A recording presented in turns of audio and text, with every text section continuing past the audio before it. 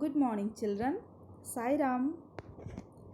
Children, we are studying chapter 4 now, our country, India.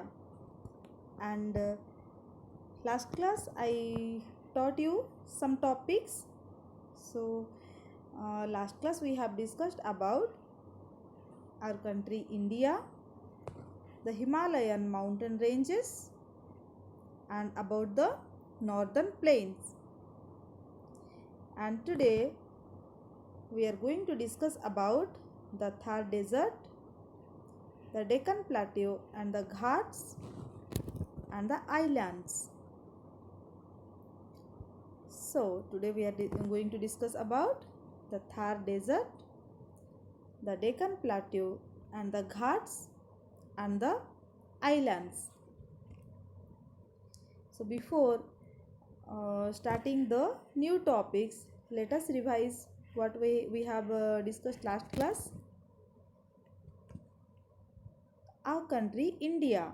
India is a part of Asia. It is the seventh largest country in the world with more than 100 crore people here.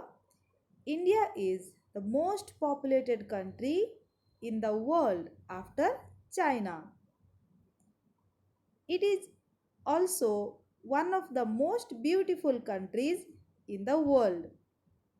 So our India is one of the most beautiful country in the world. Our country is not the same everywhere. It has many landforms. We have mountains, plains, plateaus, deserts, and islands. Very few countries in the world can boast so much variety. So, in the world, very few countries are having this much varieties. This is what makes India so beautiful. And this is our country, India. Then we have studied about the Himalayan mountain ranges. So mountains are portions of the earth that rise steeply from the surrounding area. A chain of mountains form a range. The chain of mountains form a range. So this is Mount Everest, part of Himalaya. So all along the north of our country lie the mighty Himalayan mountain ranges. So all along the north of our country lie the mighty Himalayan mountain ranges. These ranges have some of the highest peaks in the world. These ranges have some of the highest peaks in the world. I told you children which is the highest peak in the world? That is Mount Everest. Mount Everest, the highest peak in the world, is a part of the Himalayan range. So Mount Everest, the highest peak in the world, is a part of the Himalayan range. The highest peaks are covered with snow throughout the year.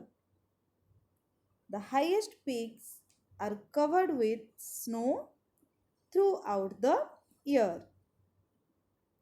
The mountain region is extremely cold. How is the mountain region? It's extremely cold.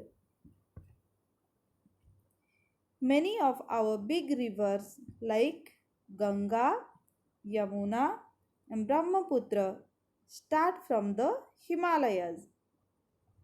As they flow down to the plains, several smaller rivers join the main rivers.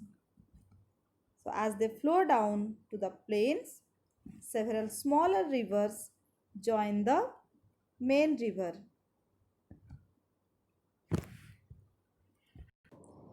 So children, here you can see the Himalayan mountain ranges and the rivers in the northern India.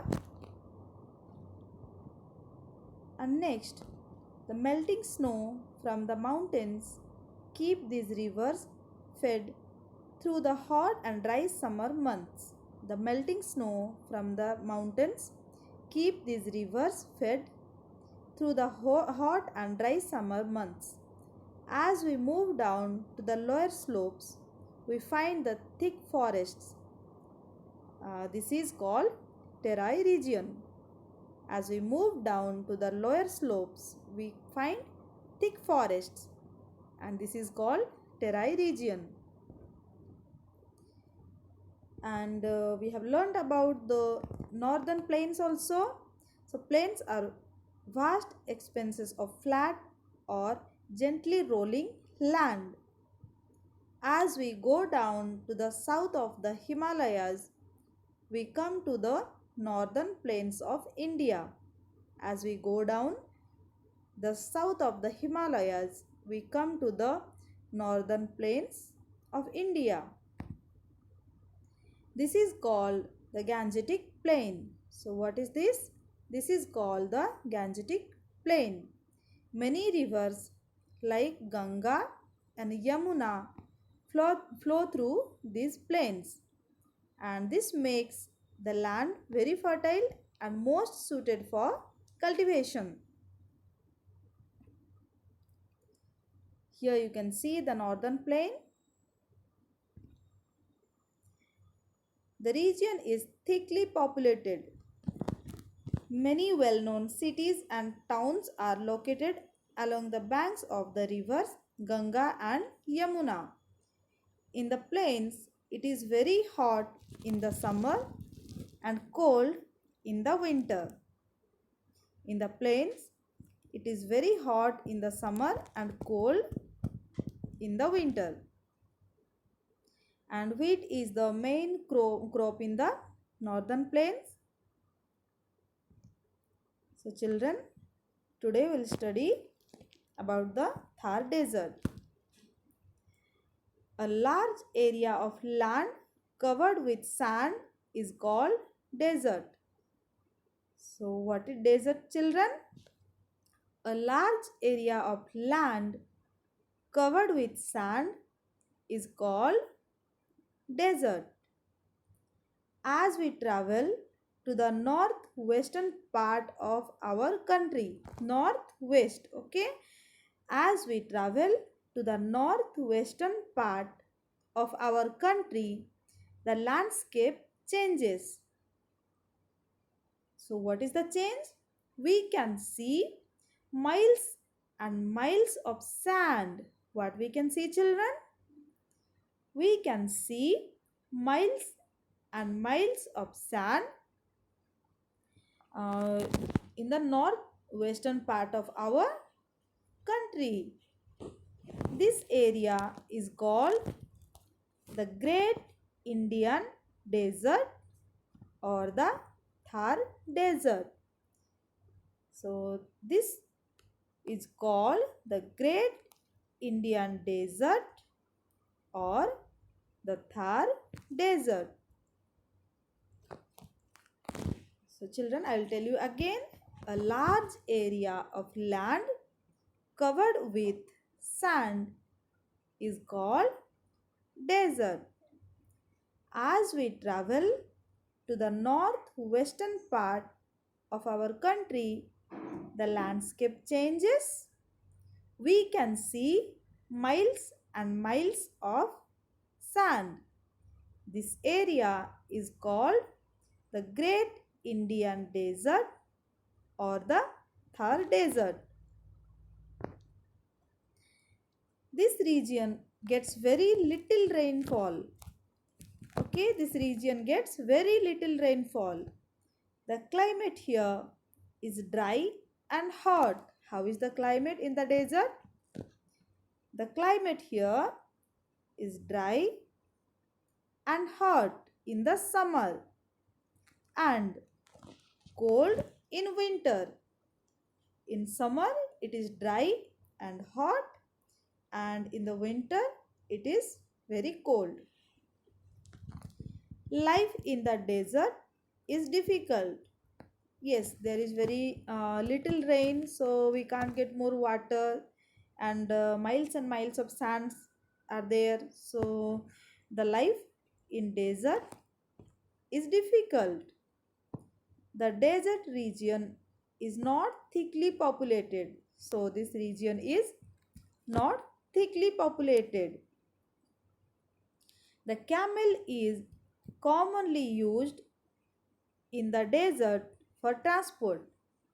So which is commonly used in the desert for transport, children? The camel. Yes. So have you seen camel? The camel is mostly used in the desert for transport.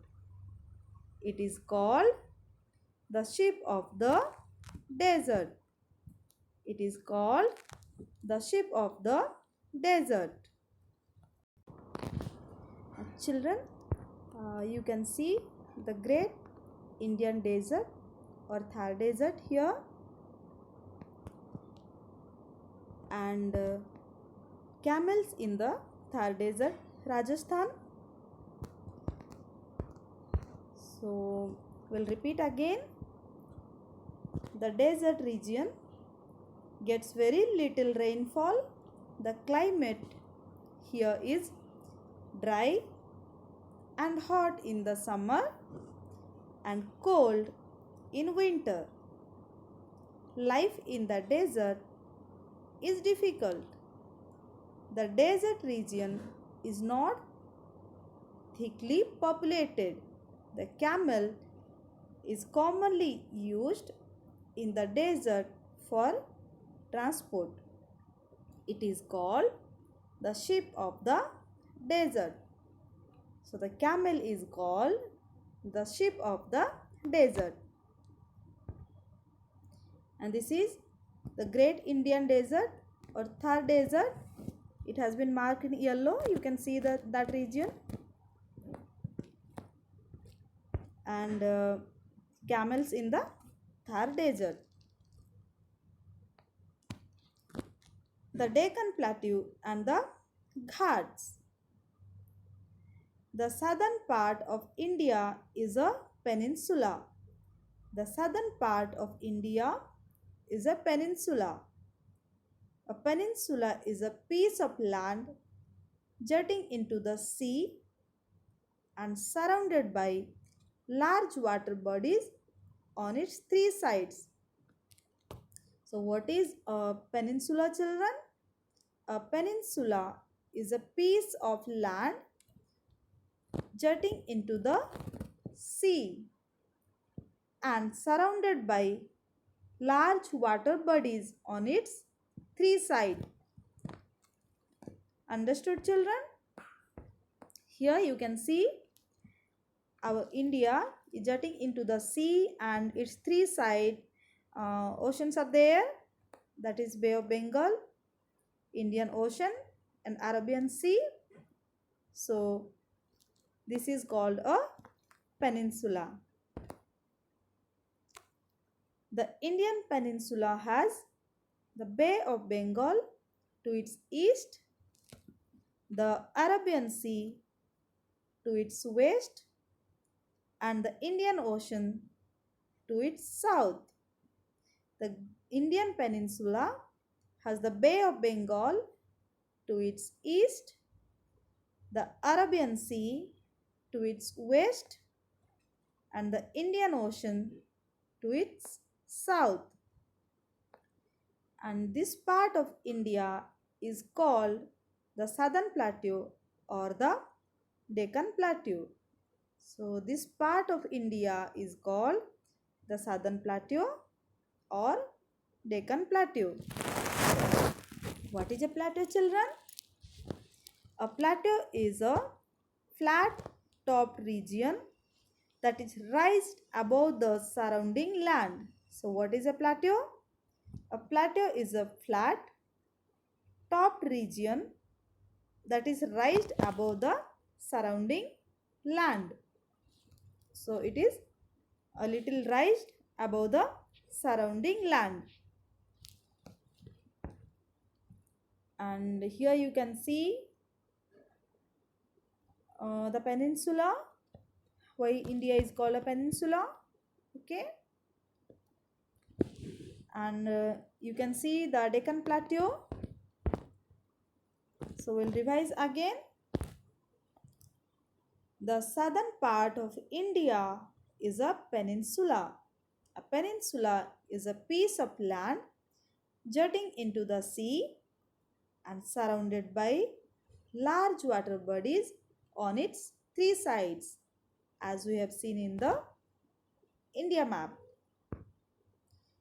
And the Indian peninsula has the Bay of Bengal to its east, the Arabian Sea to its west, and the Indian Ocean to its south. This part of India is called the Southern Plateau or the Deccan Plateau. A plateau is a flat top region that is raised above the surrounding land. You can see the Deccan Plateau in this map.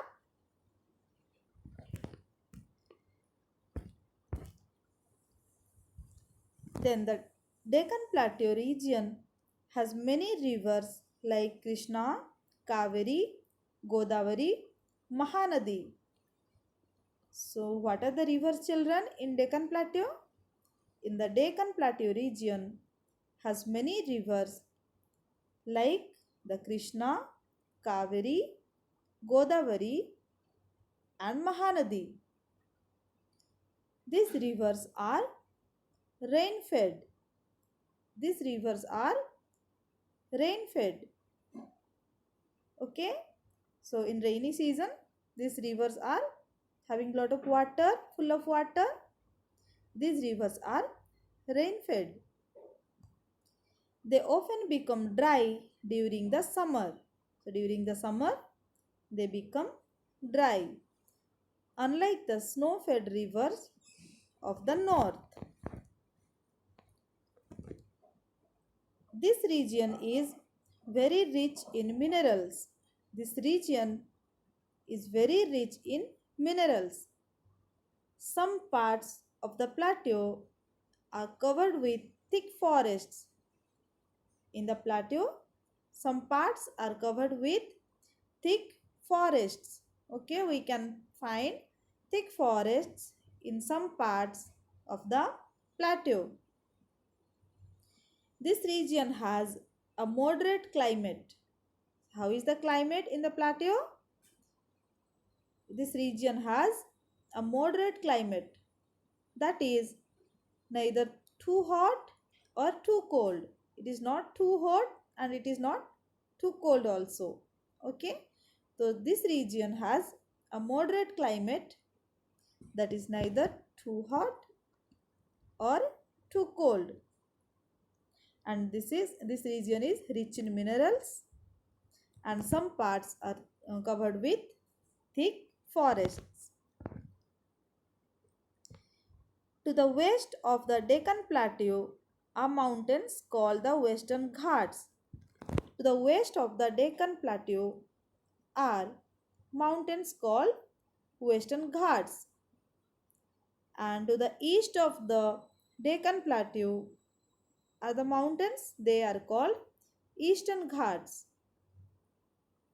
So I repeat, to the west of the Deccan Plateau the other mountains called Western Ghats, and to the east of the Deccan Plateau are the mountains called Eastern Ghats.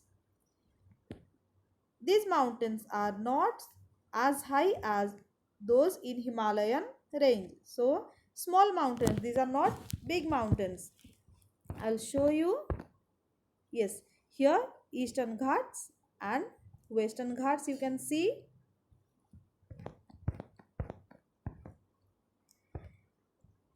There are narrow stripes of plain land along the east and west coast of India. Then children, there are narrow stripes of plain land along the east and west coasts of India. So these are called coastal plains. These are called coastal plains. Okay, there are narrow stripes of plain land along with the east and west coast of India. So they are called coastal plains.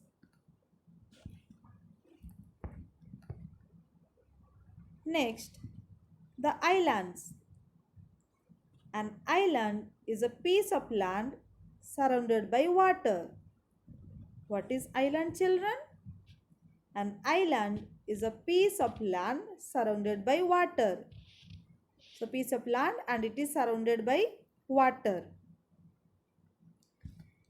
If you look closely at the map of India, you will find several small islands in the Arabian Sea and Bay of Bengal.